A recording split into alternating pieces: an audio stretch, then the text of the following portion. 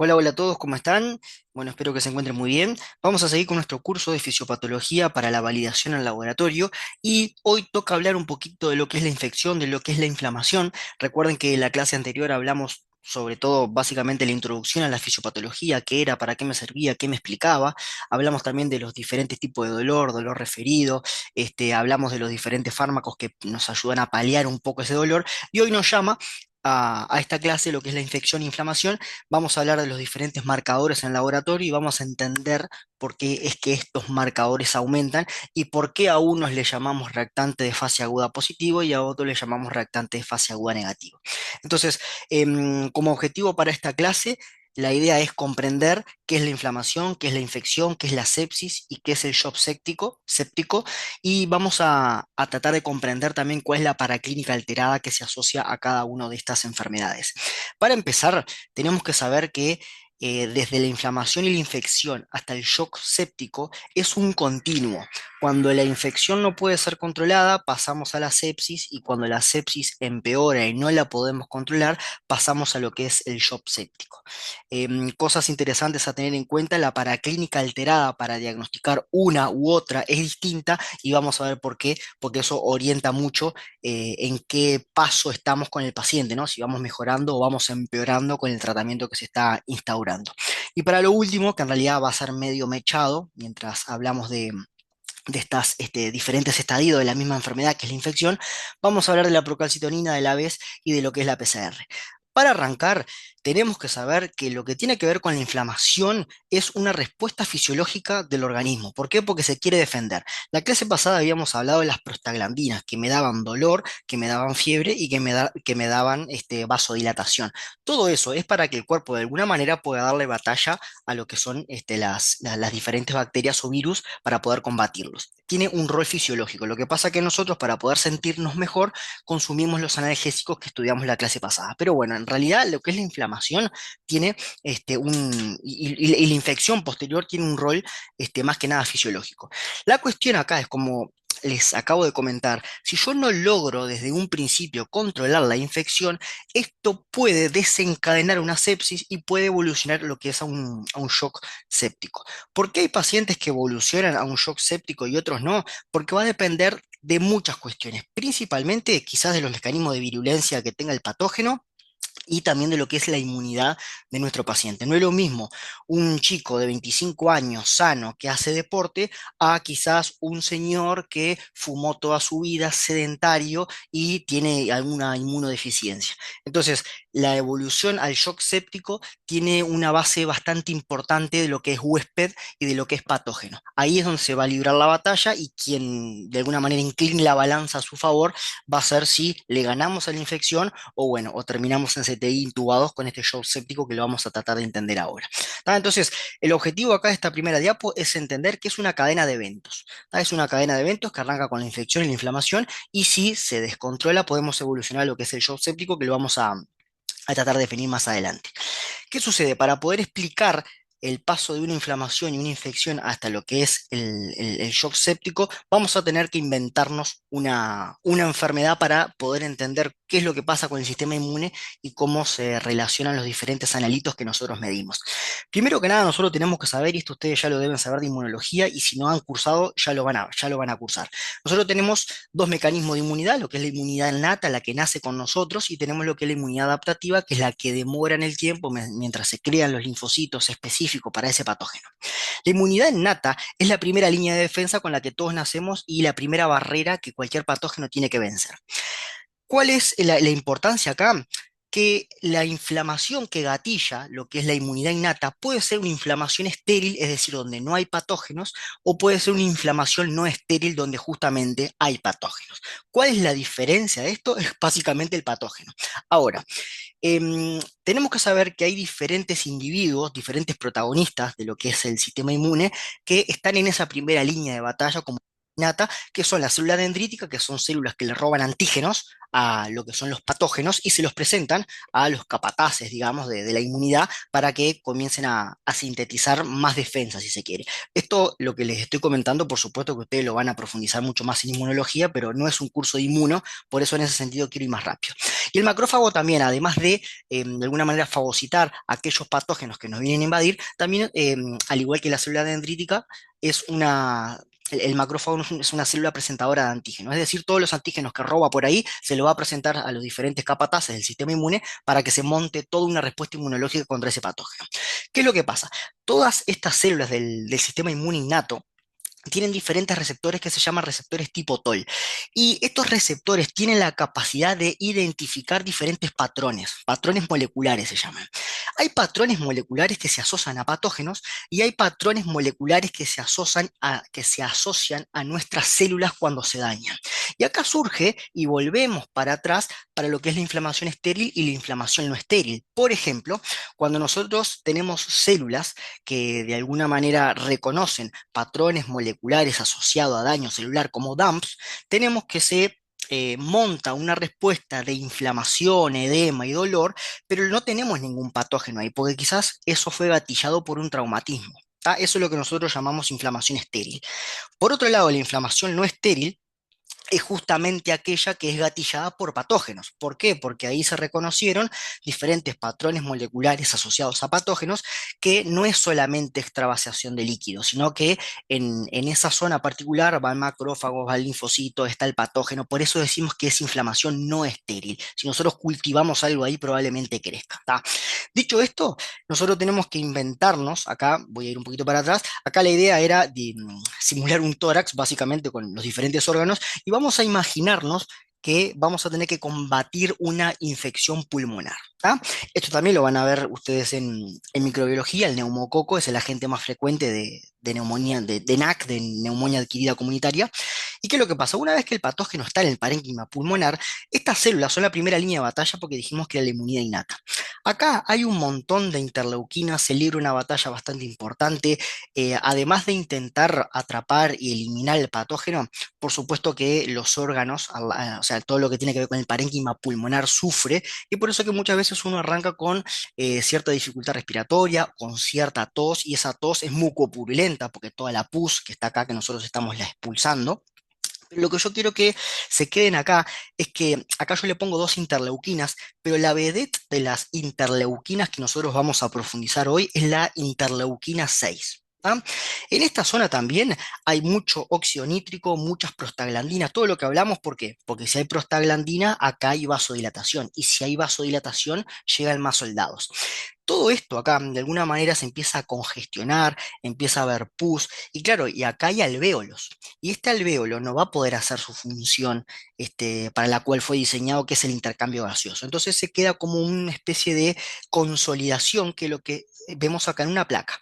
Esto es una placa de tórax, claramente, donde se ve una consolidación que nos habla de que acá hay un proceso infeccioso compatible con una NAC. ¿Tá? Si voy para atrás, esto que nosotros vemos acá, todo este despelote que se arma, básicamente en una radiografía se ve de este sentido. Opa, se me fue la diapo, vamos para adelante.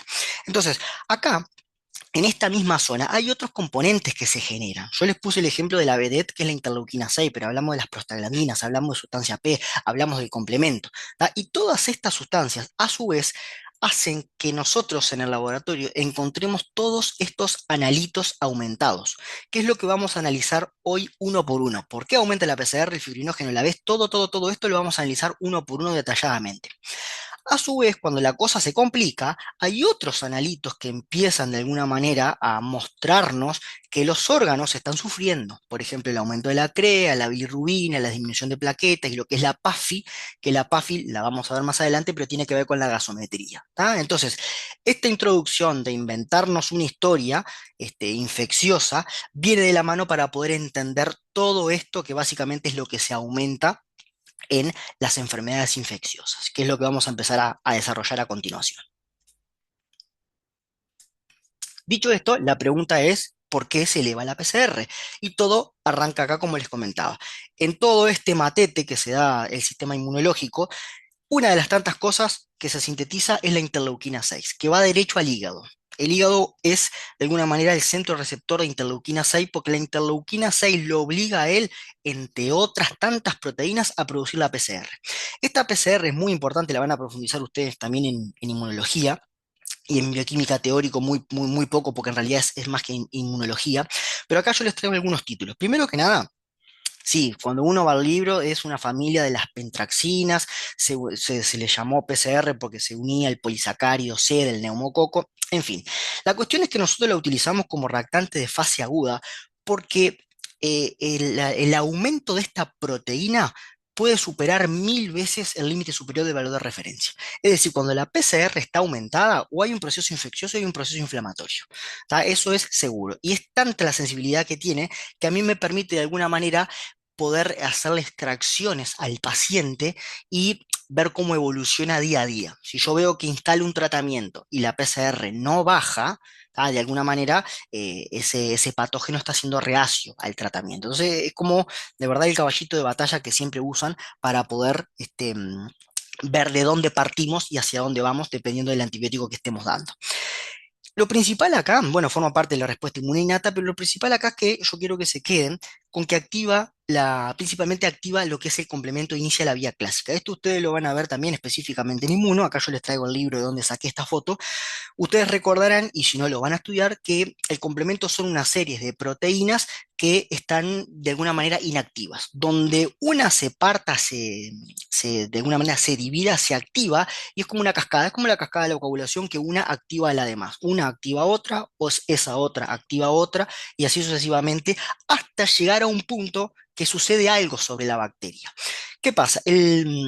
La PCR, principalmente cuando leemos los libros estos, nos dice que activa la vía clásica, no lo vamos a profundizar, pero acá lo que yo les traigo, les intento mostrar un poquitito qué es lo que sucede. Esto es un invento de bacteria, claramente ustedes ven que está todo pixelado, es lo que se me ocurrió. ¿Qué es lo que pasa? La bacteria tiene un pili, ¿tá? Que estos pili pueden ser lípidos, glicolípidos, que de alguna manera son reconocidos por la PCR. La PCR, cuando se ancla a lo que es la membrana bacteriana, llama a diferentes proteínas del complemento y gatilla este complemento una serie de reacciones químicas clivando a otras proteínas por encima de lo que es la bacteria. Y termina formando lo que es el complejo de ataque a la membrana, que es un agujero, es un poro, y de alguna manera por lisis bacteriana, o sea, por diferencia de ósmosis, entra agua a la bacteria y termina explotando. ¿Tá? Eso es un poquito lo que es la PCR y por qué aumenta y por qué nosotros siempre la vemos aumentar en lo que es infección o inflamación. ¿Tá? Entonces, ¿por qué aumenta la PCR? Porque es un mecanismo innato que nosotros tenemos contra, por ejemplo, en este caso, bacterias para formar, o mejor dicho, ayudar a formar a través del complemento el complejo de ataque a la membrana. Y es una proteína que a los médicos les sirve muchísimo para ver el seguimiento de ese paciente en el tiempo, a ver si el tratamiento instaurado sirve de algo o no sirvió de nada. ¿Tá? Otra pregunta, ¿por qué se eleva el fibrinógeno? Estamos de acuerdo que estamos siguiendo esto que ustedes ven acá. ¿Por qué se eleva el fibrinógeno? Hacemos el mismo razonamiento. Tenemos el campo de batalla acá, por la sangre la interleuquina 6 llega al hígado y se sintetiza fibrinógeno. ¿Qué es lo que sucede? El fibrinógeno, como ustedes saben, este ojito me gustó acá, vamos a hacer de cuenta que hacemos un poco de zoom acá y vemos un capilar. ¿Qué pasa? Ustedes saben bien que el fibrinógeno es otra de las proteínas de la coagulación. Cuando de alguna manera el neumococo intenta irse por los capilares, está rompiendo todo ahí, obviamente que el sistema inmune intenta seguirlo, pero ¿qué pasa? Esto no es gratis porque acá hay óxido nítrico, acá hay citoquinas, todo para poder vencer este patógeno. Pero claro, por todo el terreno que ellos van andando, van dejando su huella. Como siempre les digo, la inflamación y la infección está buena porque nos protege, pero no es gratis. ¿Qué pasa? Todo el endotelio, por todas estas citoquinas que intentan matar al patógeno, terminan generando un daño en el capilar donde se expone nada más ni nada menos que es el factor tisular. ¿Qué es lo que sucede? El fibrinógeno viene de alguna manera a cerrar esta herida, pero también el fibrinógeno, además de sellar tejido, proteger de sangrado, lo que intenta hacer es como, hay que verlo como que intenta acorralar, ¿tá? A lo que es el patógeno para que de alguna manera no pueda escapar el sistema inmune pueda tenerlo como acorralado, si se quiere, para poder fagocitarlo y eliminarlo mucho más rápido y que la infección e inflamación sea mucho más, sea mucho más corta y sanemos mucho más rápido. ¿Tá? Entonces, función del fibrinógeno, sí, es un reactante de fase aguda porque me sella los tejidos, me protege, por supuesto, de los sangrados y me limita lo que es la diseminación del microorganismo hacia otros tejidos. Porque si este neumococo se me va para la sangre, yo ya tengo una bacteriemia y eso no está nada bueno y ya les paso a levantar el centro que podemos ya estar hablando de sepsis, porque por supuesto que este neumococo en la sangre no va a ser nada bueno, ¿tá? Pero vamos de a poquito. Entonces, fibrinógeno, también proteína de la coagulación necesaria por todo esto que hemos comentado, gatillado nuevamente por lo que es la interleuquina 6. ¿Qué pasa? El fibrinógeno tiene una particularidad que es la siguiente. Ustedes recordarán bien que los glóbulos rojos en la sangre no van de la mano, o sea, no van unidos, sino que de alguna manera se separan entre ellos porque tienen cierta carga negativa. Tiene un potencial Z que hace que no se apelotonen todos juntos ni formen ningún masacote de glóbulos rojos todos juntos, sino que van separados. ¿Qué pasa? La cantidad de fibrinógeno que hay el fibrinógeno tiene la particularidad de que disminuye este potencial Z que tienen los glóbulos rojos que van separados y lo que hacen es como que em, al perder ese potencial Z, estos glóbulos rojos como que se alinean y de alguna manera pueden sedimentar más rápido, que es lo que nosotros llamamos velocidad de eritrosedimentación. Ahora, justamente, ¿por qué aumenta a la vez? Porque tengo un exceso de fibrinógeno que me cambia el potencial Z de los glóbulos rojos que hacen que en vez de que vayan separados, se alineen y yo lo pueda ver en una velocidad de la siguiente manera. Ustedes recordarán bien que tenemos un tubo específico de velocidad de eritrosedimentación que es citrato de sodio al 3,8%. Cuando nosotros cargamos sangre, recuerdan que tiene un enrase que es estricto, nosotros colocamos esta pipeta y esta pipeta ustedes recuerdan que está en milímetros, ¿no? Está como graduada en milímetros. Y acá partimos de un nivel cero y va a bajar en una hora hasta cierto nivel. Y nosotros decimos la velocidad es de, por ejemplo, 20 mililitros, 20 milímetros en una hora. ¿Qué es lo que se esconde atrás de esto? Bueno, tenemos que saber que en los primeros 10 minutos, lo que se da justamente dentro de lo que es esta pipeta, tenemos que se alinean todos los glóbulos rojos como en pila de moneda. Acá está, en los primeros 10 minutos. Hasta el minuto 40 se produce lo que es una sedimentación a ritmo constante para que en los últimos 10 minutos vuelvan a empaquetarse todos juntos y la sedimentación se dé más lento. ¿Por qué cuento esto? Y esta es la velocidad final que vamos a informar nosotros. ¿Por qué cuento esto? Porque nos pasa, imagínense que ustedes se van del laboratorio a las 18 horas, está a las 6 de la tarde. Entonces llega una velocidad para hacer a lo que es 5:40. Entonces ustedes, bien pillos, agarran y dicen, bueno, yo me tengo que ir a las 6, llegó 20 minutos antes, la dejo 20 minutos y lo que me dan lo multiplico por 3. Tenemos que saber que eso no es válido porque en realidad el movimiento de células dentro de lo que es la pipeta es muy diferente. No es lo mismo a los 10 minutos, a los 40 que a los 10 minutos finales. ¿Tá? Entonces, tenemos que dejar la velocidad una hora reposando en forma vertical para no estar de alguna manera informando resultados que no son coherentes. Acá lo que les traigo simplemente es una foto de una pipeta, una varilla, para, en este caso, informaríamos 40, ¿no? Algunos dirán informaremos 38 porque, bueno, el, como que la zona cóncava está por acá, pero bueno, entre 38 y 40 no nos vamos a pelear. ¿Tá? Pero esto es lo que se esconde atrás de la vez y me parece importante saber que la vez tiene su tiempo, que tiene que ser respetado y la idea y el objetivo era comprender porque los glóbulos rojos se apilan y bajan todos juntos y esto es potenciado por lo que es el fibrinógeno. Por eso es que entre los tres son reactantes de fase aguda positivos que de alguna manera nos ponen en la pista cómo está siendo combatido ese proceso infeccioso. Por supuesto que no nos tenemos que olvidar de los leucocitos, ¿tá? Pero bueno, nada, eso lo dejamos para hemato. Esto es otra forma de ver lo mismo, donde ustedes ven que a medida de que pasa el tiempo, los glóbulos rojos van sedimentándose, y ustedes ven que claramente tenemos una fase donde la sedimentación arranca en cero, ¿se acuerdan que la varilla acá arriba está en cero? Y a medida que pasa el tiempo nosotros vamos a ir midiendo a ver dónde quedó esa zona, esa panza que se forma y vamos a informar la velocidad. ¿Sabes? Esto es exactamente lo mismo visto con otro cuadrito más lindo, pero es básicamente lo mismo, intenta explicar lo mismo. La pregunta es, ¿por qué hay hipoalbuminemia? Sabemos que tenemos reactantes de fase aguda positivos y sabemos que tenemos reactantes de fase aguda negativos. La albúmina justamente se caracteriza por disminuir cuando tenemos una infección o una inflamación. ¿Por qué tenemos hipoalbuminemia? Bueno, cosa que ya sabemos del teórico de bioquímica, la albúmina se sintetiza en el hígado, es de producción constante y tiene una vida media de 21 días. ¿Qué es lo que sucede? En este caso, la interleuquina 6 que vimos hasta ahora que estimula al hígado para que sintetice estas proteínas que estamos hablando, sobre todo PCR y fibrinógeno, en este caso va al revés. En este caso, la interleuquina 6 inhibe al hígado para que produzca la albúmina. Y esto en realidad pasa por tres razones fundamentales que las vamos a profundizar ahora. Primero que nada, hay una fuga hacia el intersticio de albúmina, disminuye la síntesis hepática justamente por la interleuquina 6 y hay un aumento de su catabolismo. Y esto lo vamos a explicar a continuación. ¿Qué es lo que pasa? ¿Por qué hay una fuga hacia el intersticio?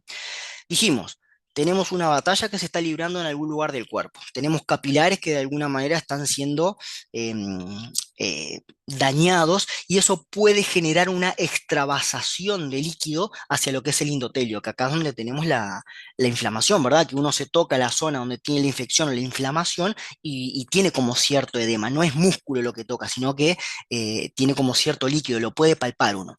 ¿Qué es lo que sucede? La albúmina, que está en lo que es el intravascular, tiende a irse hacia lo que es el intersticio. Entonces, claro, la albúmina que yo tengo cuando saco sangre, claramente no la tengo en la sangre, la tengo en el intersticio. ¿Y qué función tiene la albúmina en el intersticio? Toda la que ven acá.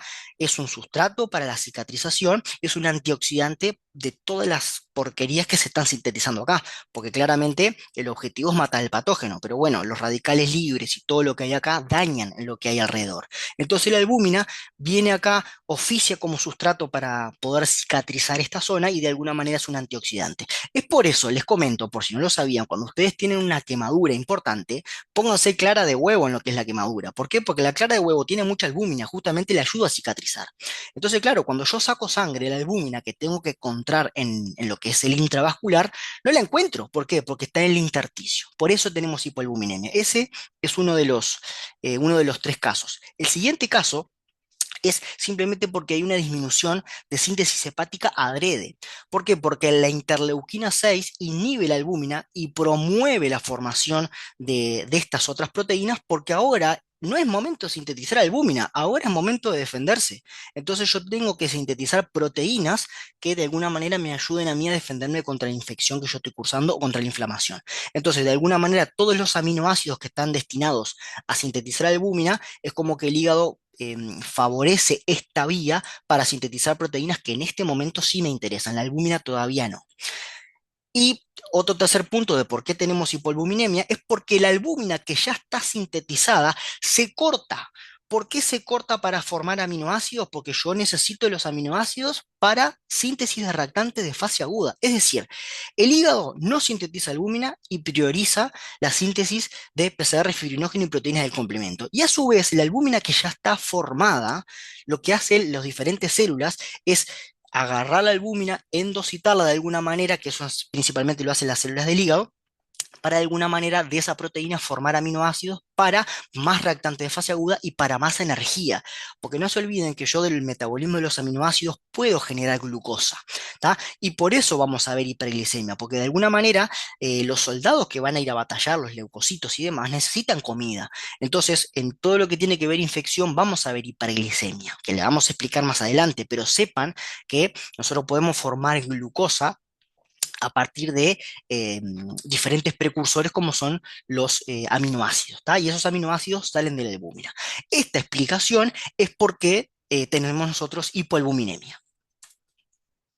¿Por qué puede haber o hay anemia? ¿Tá? ¿Qué tiene que ver la anemia con lo que es la inflamación? Bueno, esta misma diapo ustedes la van a encontrar en lo que es el teórico de bioquímica del metabolismo del hierro, creo que está, o en algo de vitaminas, no recuerdo bien, no importa. La cuestión es así. ¿Por qué hay anemia o por qué puede haber anemia en lo que es la inflamación? Tenemos que recordar dos cosas. Nosotros cuando comemos podemos comer carnes o verduras. Dependiendo si comemos carne o comemos verdura, es el tipo de hierro que nosotros vamos a estar absorbiendo. Decimos que las carnes tienen el hierro que es más 2 o también le llamamos ferroso, o cuando comemos más que nada verduras tenemos el hierro que es noemínico que es más 3 o lo que es férrico. ¿Qué pasa? Cuando llegan las verduras al intestino o cuando llega la carne al intestino, lógicamente todo tiene que ser absorbido. Las carnes que tienen el hierro más 2 tienen un transportador para que de alguna manera el grupo hemo de la carne entre con el hierro, que es más 2, luego acá se separen, pasen cosas, no importa, y este hierro más 2 de alguna manera después va a depositarse. Voy un poquitito para atrás.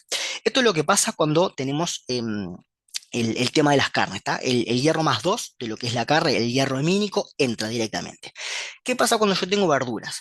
El hierro más 3 no puede estar dentro del citoplasma, entonces tiene un paso previo en una de las partes vasolaterales de lo que es la célula para que entre como más 2. O sea que todo lo que tenemos dentro de lo que es el citoplasma, todo lo que tenemos dentro del citoplasma es hierro más 2, o sea, es hierro hemínico.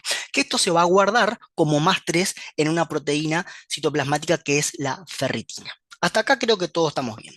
La cuestión es que ustedes se seguirán preguntando, bueno, ¿por qué hay anemia? Bueno, vamos de a poco porque tenemos que entender esto primero. ¿Qué pasa?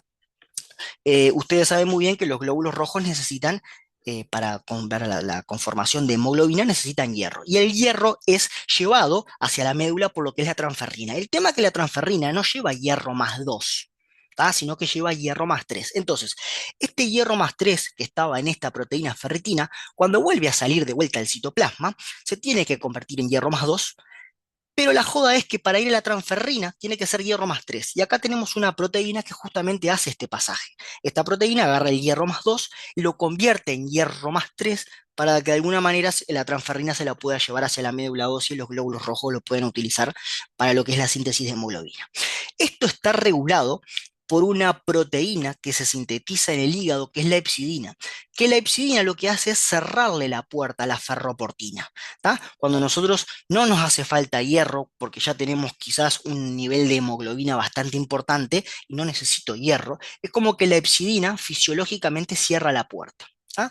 Entendido esto, nosotros tenemos que saber que en la infección la interleuquina 6 aumenta la hepcidina, es decir, la que me cierra la puerta a la ferroportina, y tiene un efecto sobre la eritropoyetina, que la eritropoyetina ustedes saben muy bien que va a la médula ósea a sintetizar glóbulos rojos y hierro. Ahora, ¿por qué hace esto el cuerpo? ¿No? Porque parece un poco raro, o sea, a su vez de que tengo que batallar con una infección, todavía tengo anemia. ¿Por qué? Esto tiene un porqué.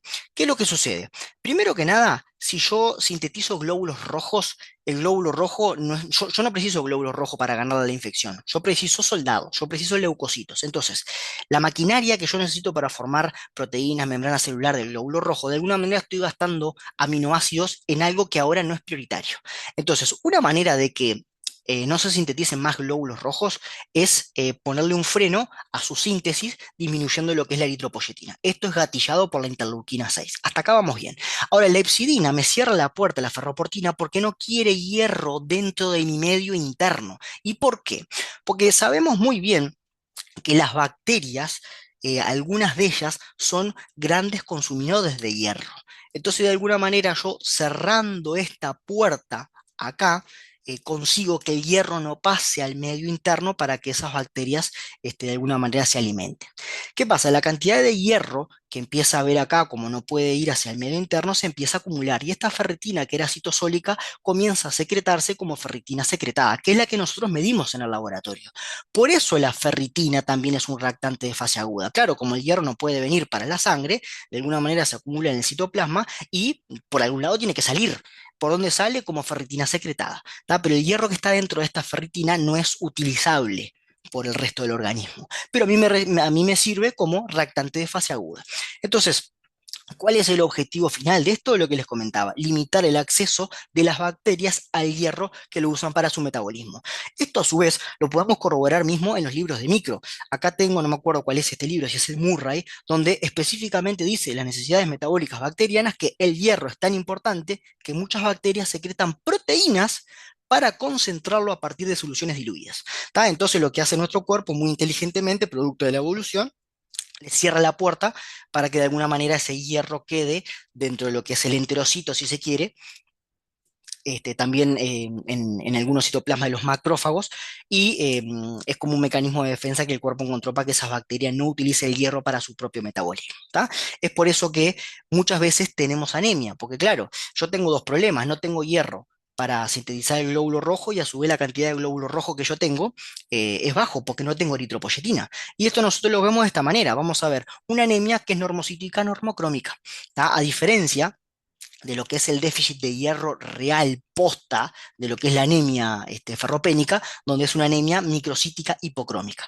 ¿Tá? Ustedes ven que acá que la anemia de la inflamación es normo-normo. Y a su vez, cuando ustedes ven este tipo de resultados, confirman que es una anemia inflamatoria. ¿Por qué? Porque tengo el hierro disminuido, tengo la ferritina secretada, aumentada, la ferritina secretada, voy para atrás, es esta.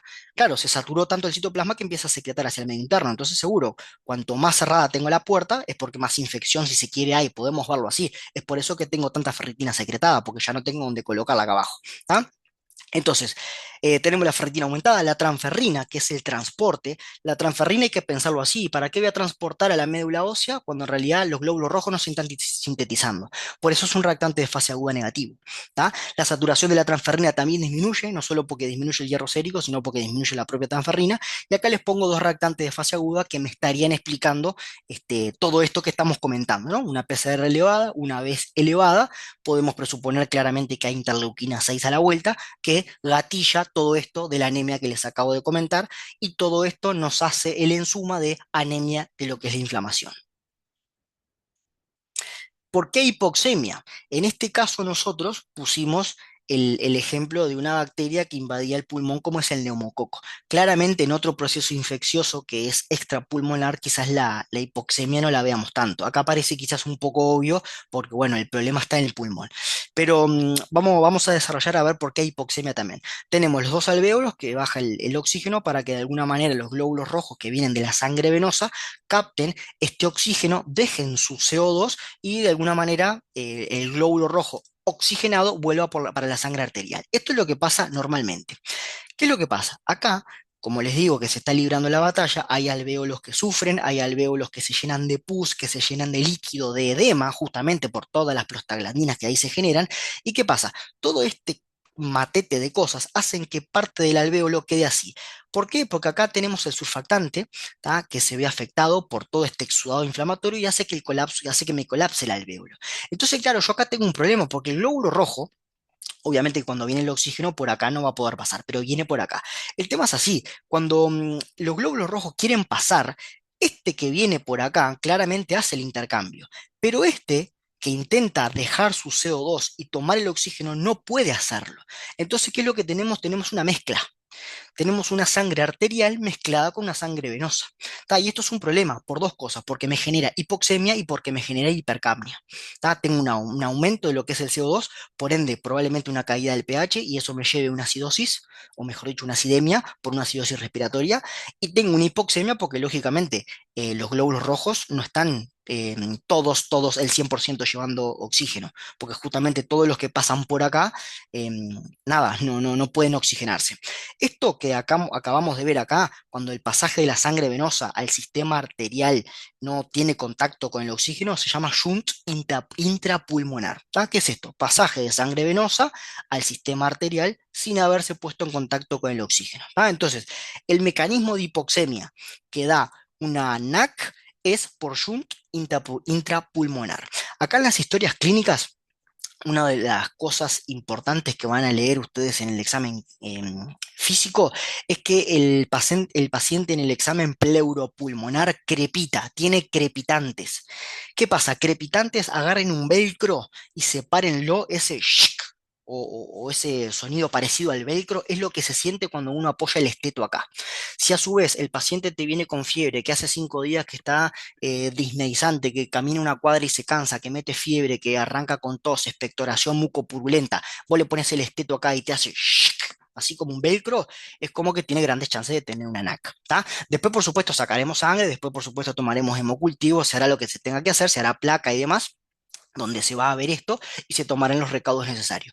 Pero detrás de todo eso que es clínico, nosotros en el laboratorio vemos hipoxemia e hipercamia. ¿Por qué? Porque el mecanismo de hipoxemia es esto, me colapsa el alvéolo, no tengo intercambio, me aumenta el CO2 y el oxígeno me cae. ¿Tá? Así es como, es por eso que tenemos hipoxemia en este tipo de pacientes.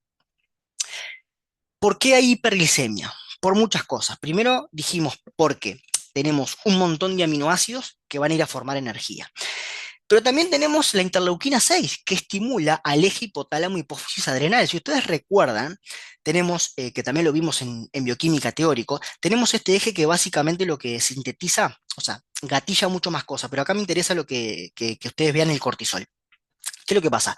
Esto es lo que sucede normalmente. El hipotálamo sintetiza una hormona liberadora de corticotropina que viene a lo que es la hipófisis, que promueve la formación de ACTH, que va a una zona específica, que es la zona fascicular, para generar cortisol que hace la retroalimentación negativa. ¿Qué es lo que pasa? Esto cuando funciona normalmente, por supuesto que está en equilibrio. El tema es que cuando pasan diferentes cuestiones, esto es como que estas flechas verdes se hacen como más gruesas para abajo, ¿no? Una de ellas es la infección. ¿Tá? La infección gatilla todo este eje para aumentar el cortisol y esto tiene un porqué también. El tema que el cortisol tenemos que ver lo que promueve a los diferentes soldados como los leucocitos de energía. ¿Por qué? Porque sabemos que el cortisol tiende a generar más glicemia.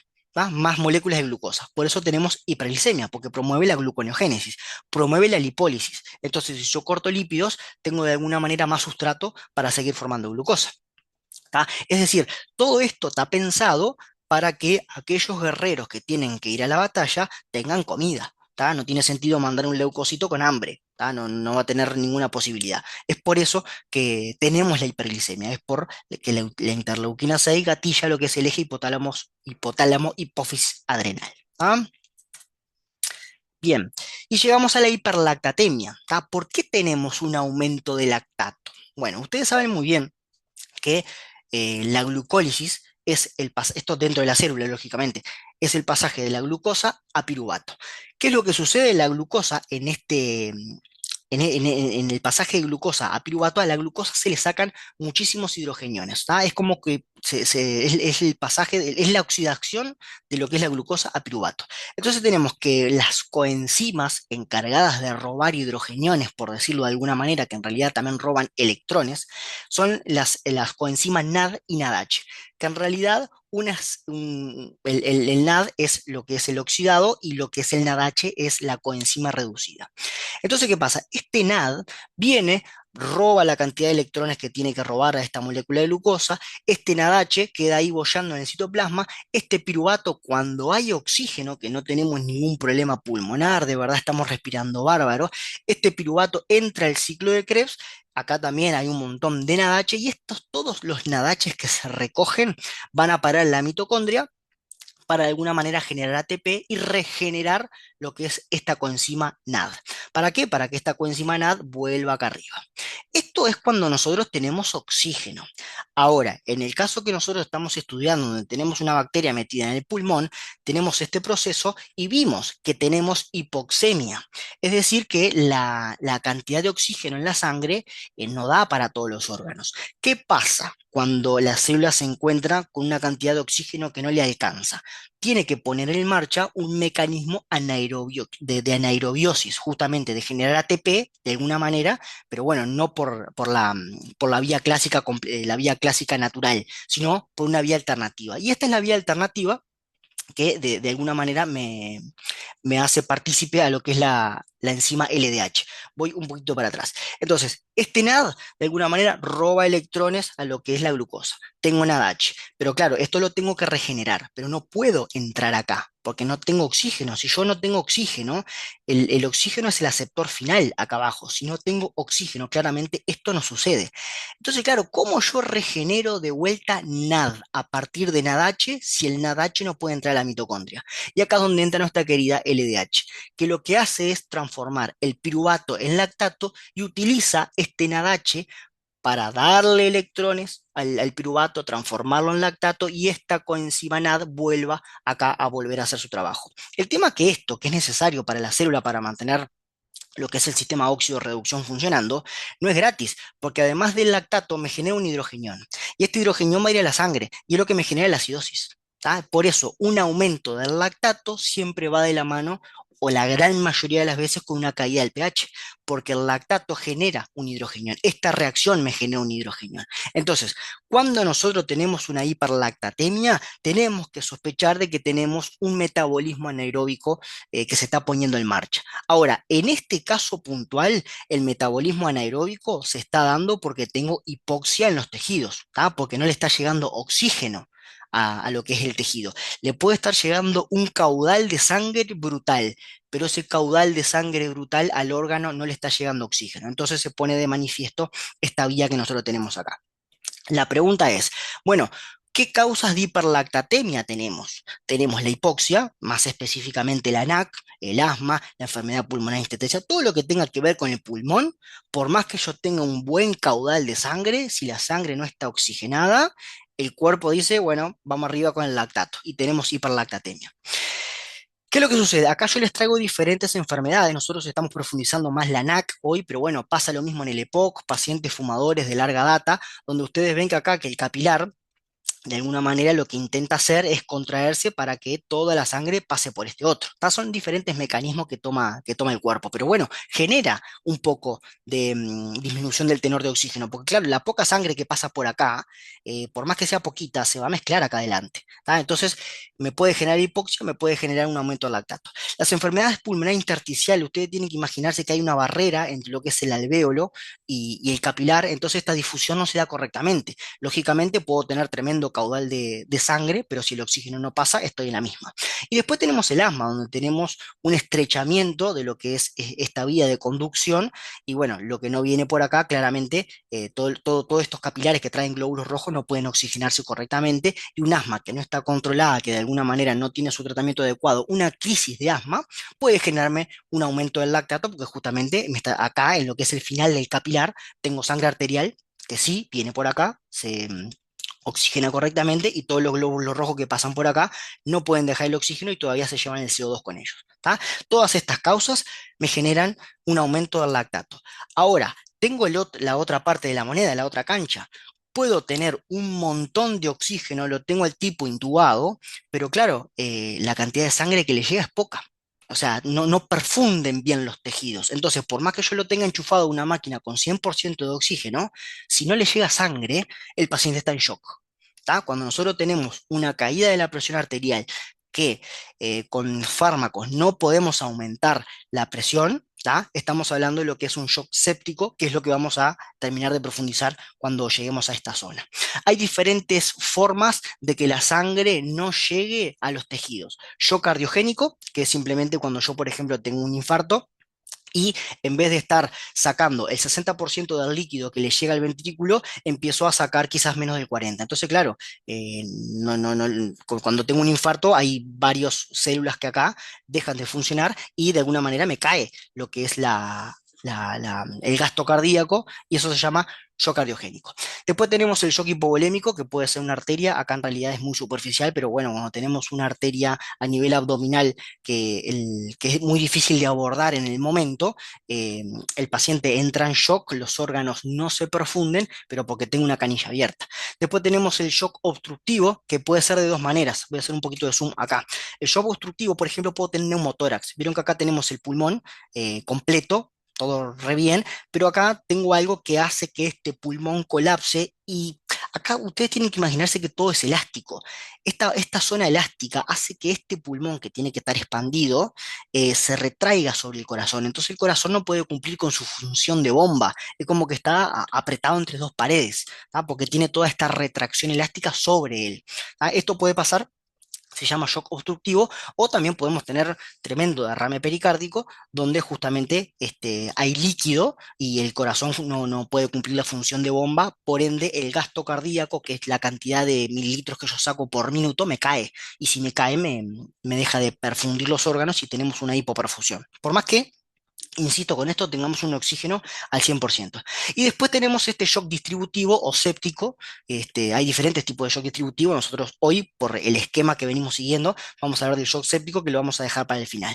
Pero, ¿por qué aumenta el lactato? En este caso puntualmente nosotros, en el ejemplo que pusimos, es por un mecanismo de hipoxia.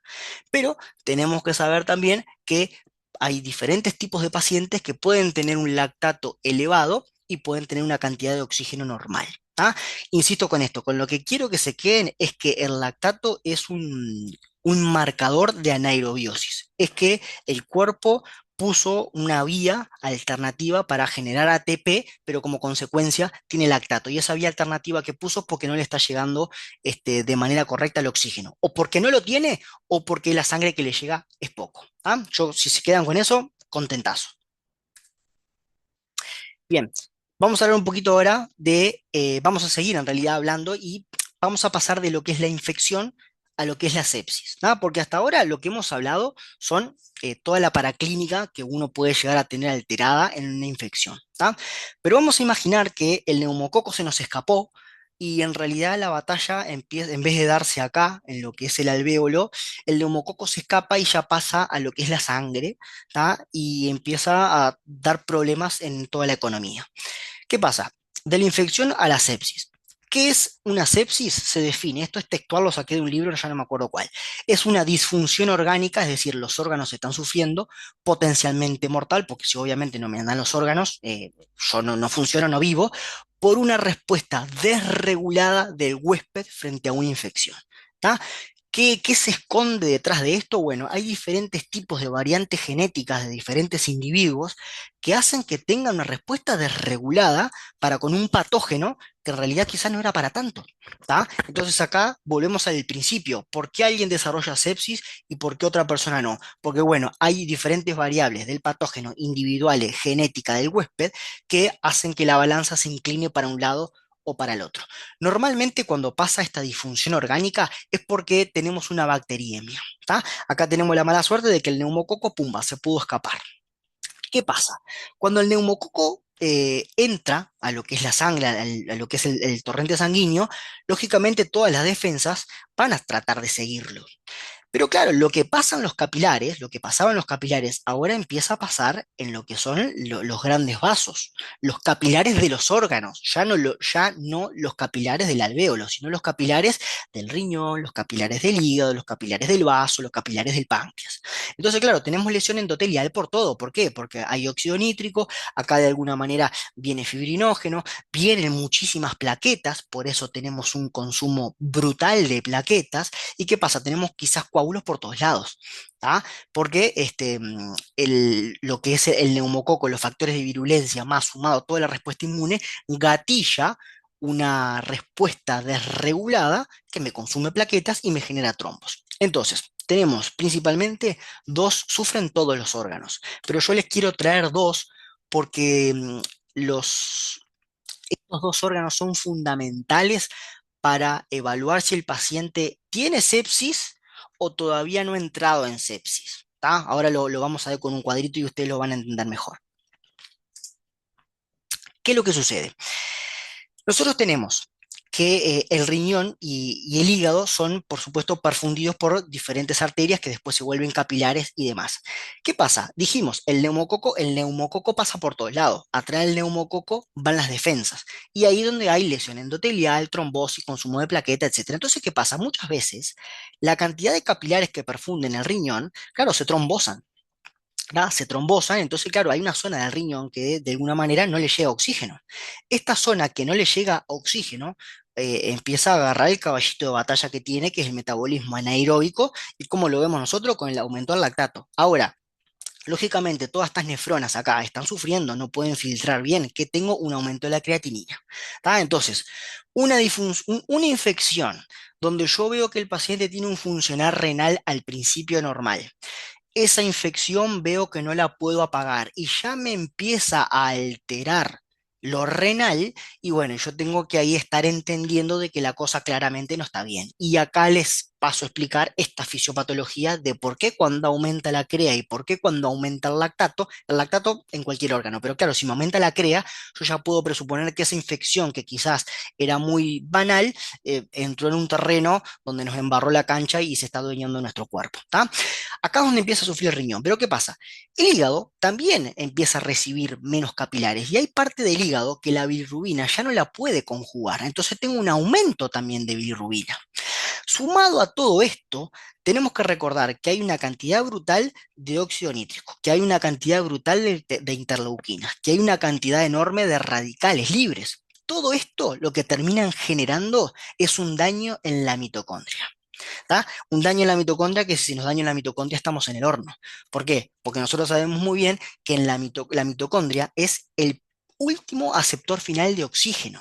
Entonces, imaginemos que si yo te doy el 100% de oxígeno, te perfundo bien los órganos con un caudal de sangre importante, y vos tenés un daño mitocondrial, no me sirve de nada darte todo el oxígeno del mundo y no me sirve de nada darte el mejor caudal del mundo. ¿Por qué? Porque en este momento, cuando se me daña la mitocondria, hablamos de que tenemos una hipoxia citopática. ¿Tá? ¿Cuándo pasa esta hipoxia citopática? Voy a ir un poquito para atrás. Pasa cuando es tan grande la respuesta desregulada que tenemos mucho lactato, mucho óxido nítrico, mucha interleuquina, mucho radical libre que terminan dañándome la mitocondria. Entonces, claro, por eso hay que correr para matar el bicho y que no me genere tanto problema, porque en definitiva, quizás el paciente vive, sí, pero bueno, no puede utilizar el oxígeno. Es un problema esto. ¿Tá? Cuando, insisto con esto, cuando yo tengo 100% de oxígeno al paciente que lo tengo intubado, que no se me escapa oxígeno por ningún lado, que yo sé que el 100% lo está recibiendo. Y a su vez, tiene una presión arterial que es la adecuada, tiene una frecuencia cardíaca que es la adecuada, tiene una diuresis que es la adecuada, y todavía veo que el paciente no mejora, no mejora, no mejora, podemos hablar de que estamos frente a una hipoxia citopática. ¿Cómo yo veo específicamente en el laboratorio esta hipoxia citopática con lo que es el par gasométrico? ¿Qué sucede? Ustedes eh, intuirán bien que si yo saco una gasometría arterial y saco una gasometría venosa, lógicamente la sangre arterial, cuando pasa por los diferentes órganos, estos órganos tienen una extracción de oxígeno. Por ende, la saturación venosa, si bien digo, la saturación en lo que es la gasometría venosa, tendría que ser menor a lo que es la saturación en lo que es la sangre arterial. Yo creo que hasta ahí estamos de acuerdo. Si todo está bien, esto es en un paciente normal, yo agarro y puedo plantear esta fórmula, ¿tá? Donde digo que, bueno, la saturación en la sangre arterial menos la saturación en sangre venosa de oxígeno, dividido, es una relación que estoy haciendo básicamente, ¿no? Dividido de la saturación arterial en oxígeno, normalmente nosotros en sangre, en la saturación arterial, es 100%. La saturación venosa en cualquiera de nosotros, los órganos extraen, ¿tá? Oxígeno y liberan a la hemoglobina con un 75% de saturación en esta zona. Esto es lo normal. Cuando uno hace esta cuenta, entiende que la extracción de oxígeno normal más o menos anduvo en un 25%.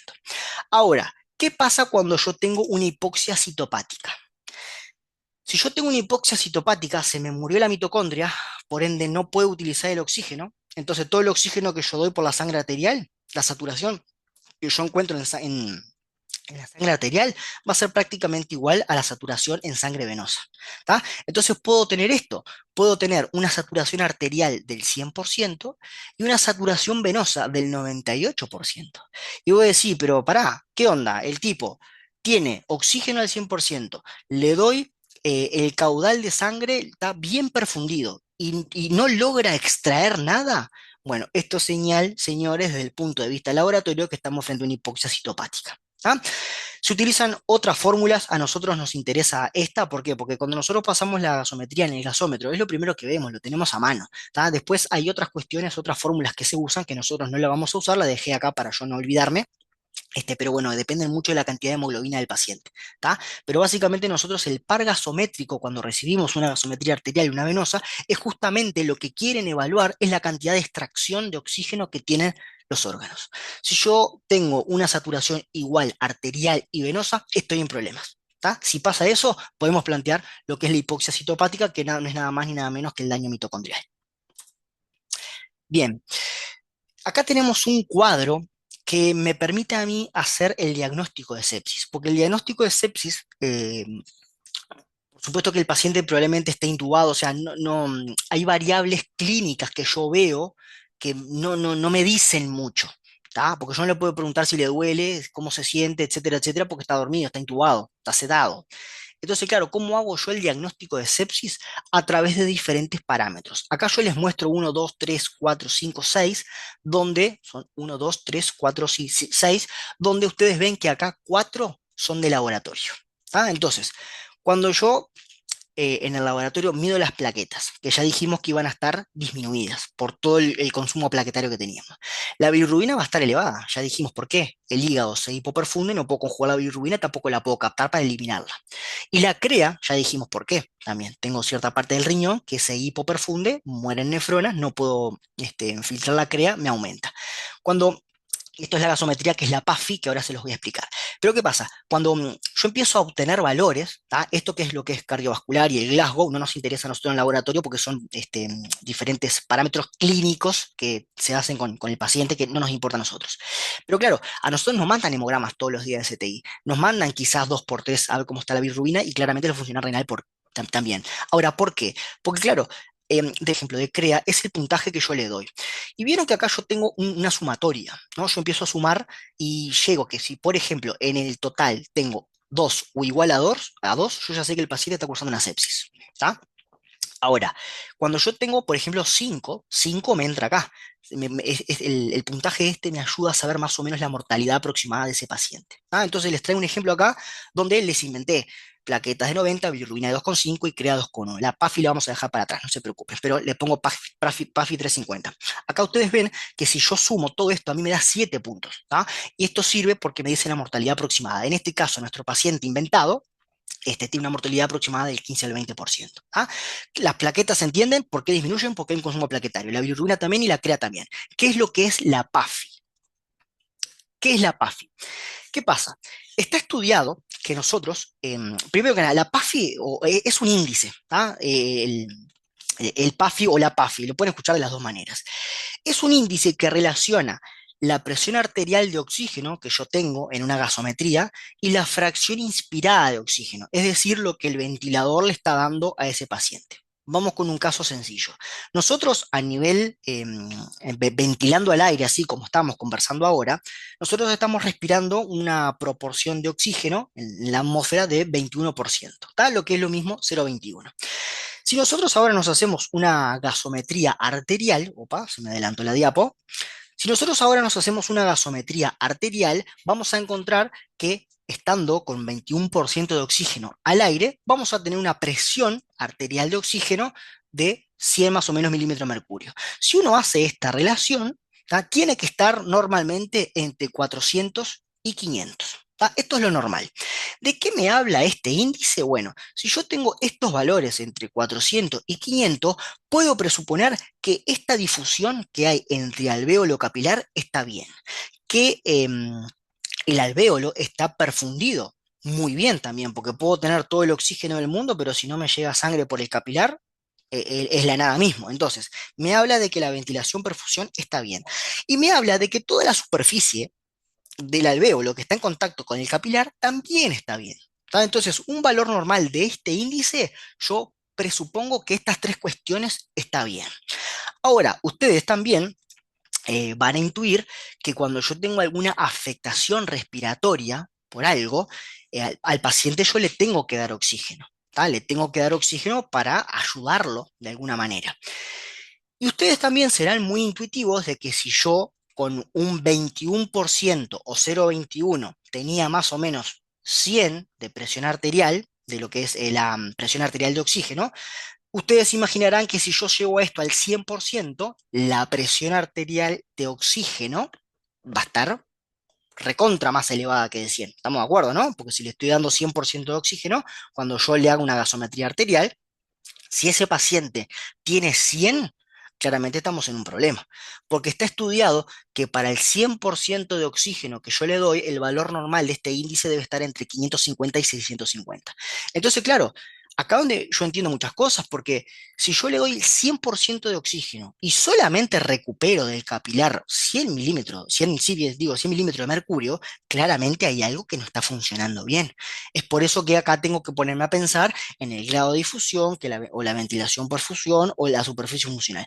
Esto se los traigo porque en nuestro paciente, que justamente entramos por el área respiratoria, quizás el intercambio lo tenga, quizás el intercambio lo tenga, seguramente lo tenga afectado. Entonces, claro, por más que yo dé 100%, quizás este valor esté por debajo de este valor de referencia. Y ahí es donde nosotros empezamos, o mejor dicho, la gente de CTI empieza a colocar el valor que tiene de este índice. Y acá simplemente toma los puntos. ¿Tá? Si este índice me da mayor a 400, es un gol, 0 puntos. Ahora, cuando me da 3 puntos y el tipo está ventilado que está intubado, ya tenemos un problema. ¿Tá? Pero eso es un poquito para entender cómo de la gasometría que nosotros sale la tira, este, la gente que está, por ejemplo, en CTI con estos pacientes, obtiene lo que es este índice PAFI o la PAFI o el PAFI, lo pueden escuchar por los lados, pero claro, nosotros en el laboratorio no sabemos a qué fracción de oxígeno está conectado, ¿no? Qué fracción de oxígeno está inspirando el paciente. ¿Tá? Nosotros lo que podemos saber que nos da la gasometría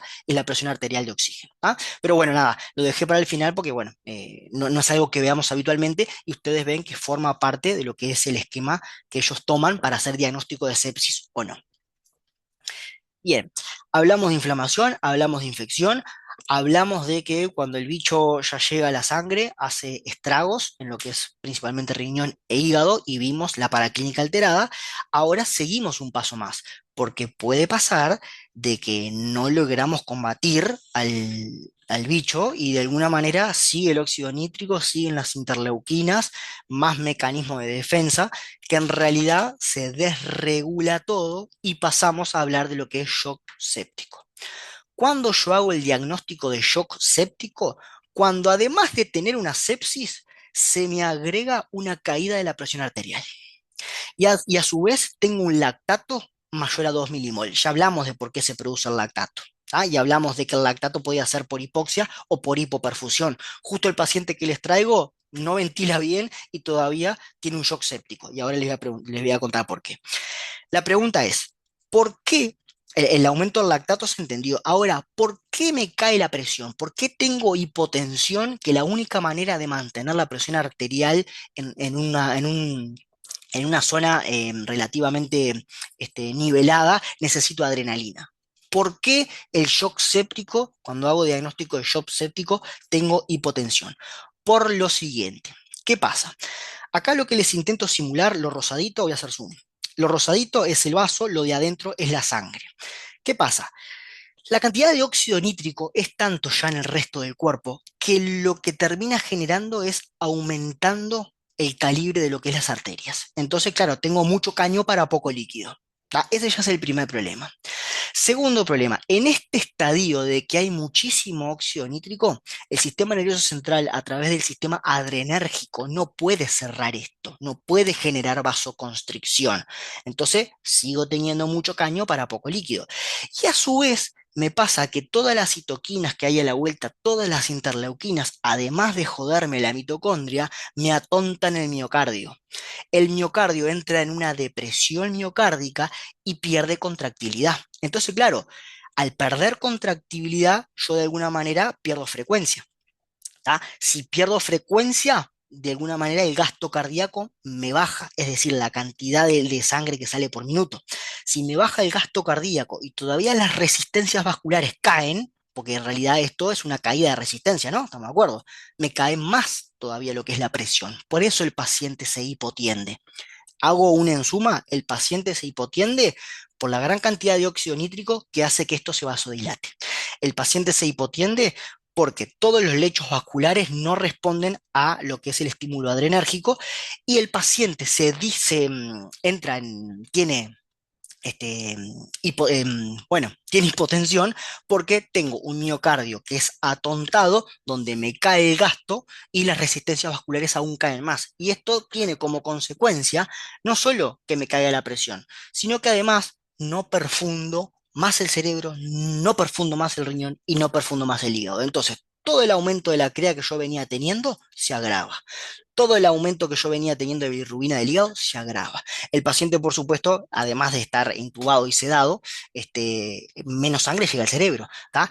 Esto eventualmente, si el paciente se cura y se despierta, puede llegar a tener ciertas secuelas, ¿tá? Es por eso que, de alguna manera, si yo quisiera este vaso, este capilar, esta arteria, vasocontraerla, tengo que dar de afuera noradrenalina, ¿tá? Noradrenalina de alguna manera me hace bajar esto para que apriete el líquido y me aumente lo que es la PA. Ya cuando ni con adrenalina puedo bajar este capilar a lo que es el líquido, a lo que es la sangre, ya ahí básicamente no hay mucho más para hacer, ¿tá? Porque la respuesta inmunológica fue tan larga, agresiva, desregulada, que claro, nosotros siempre lo estamos corriendo de atrás. Entonces, verdaderamente es muy difícil eh, garantizar la vida de ese paciente y eventualmente, si logra salir, eh, puede llegar a tener diferentes secuelas, no solo neurológicas, ¿no? Porque si el riñón sufre bastante rato, y bueno, y si el hígado sufre bastante rato también, es un problema, ¿tá? Entonces, vieron que lo que hicimos fue recorrer desde una simple inflamación, infección, pasando por una sepsis hasta lo que es el shock séptico, que es la máxima expresión de lo que vendría a ser una infección, inflamación, que en principio quizás era inocente. ¿Tá? Muy bien. Vamos a hablar dos palabras de lo que es la procalcitonina, porque de la PCR y de la vez ya conversamos. Procalcitonina, básicamente tenemos que saber que en condiciones normales, sin sepsis, sin infección, sin nada, se sintetiza en lo que son las células C de la tiroides, ¿tá? Pero ¿qué sucede cuando entramos ya en un estadio de sepsis, infecciones bacterianas? Porque después me piden procalcitonina para diferenciar si es bacteriano o viral, y eso está muy bueno para ver dónde apunto, donde la etiología no me queda muy clara. La procalcitonina aumenta en infecciones bacterianas. Y es importante que cuando hay sepsis no solamente se sintetiza en las células C de la tiroides, sino que de alguna manera se sintetiza en forma ubicua, todas las células del cuerpo. Si ustedes me preguntan para qué, ¿cuál es la función? Bueno, en realidad buscando en los libros no está claramente demostrado. Lo que sí uno puede presuponer que si aumenta solamente en infecciones bacterianas y junto con el resto de los componentes del sistema inmunológico, uno puede presuponer que es una respuesta a las diferentes toxinas de las bacterias que las puede generar el lipopolisacárido, ¿tá? Pero bueno, puntualmente no se sabría bien para qué, cuál es su función, ¿tá? Lo que sí, en este contexto, uno puede presuponer que algún apoyo para el sistema inmunológico debe tener, ¿tá? Y acá lo que les traigo, pensé que venía la próxima, pero no. Valores normales de la procalcitonina, nada, básicamente muy pequeño, menor a 0,1 microgramo por litro, ¿tá? Ya cuando superamos los 2, ya la cuestión se complica y cuando ya superamos los 10, podemos paraclínicamente, junto con el resto de las otras paraclínicas que vimos, podemos hacer diagnóstico de shock séptico.